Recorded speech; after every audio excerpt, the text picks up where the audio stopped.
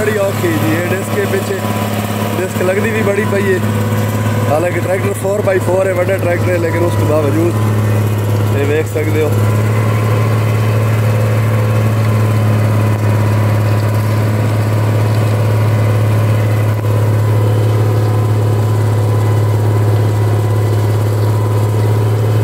देखो किवें जगह कपेंदा पिया।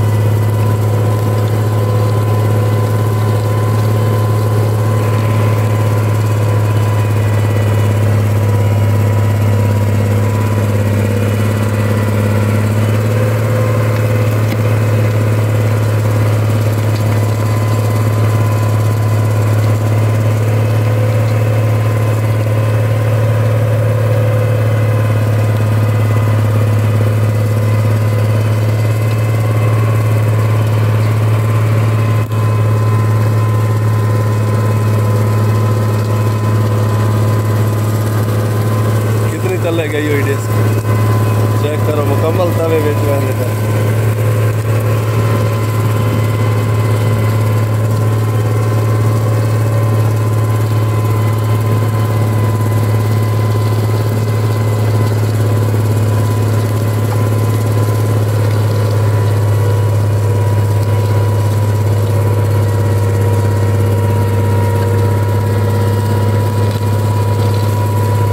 कितनी जगह पक्की है, पथरीली जगह है, इसकी वजह से ट्रैक्टर का जोर बड़ा लगता था।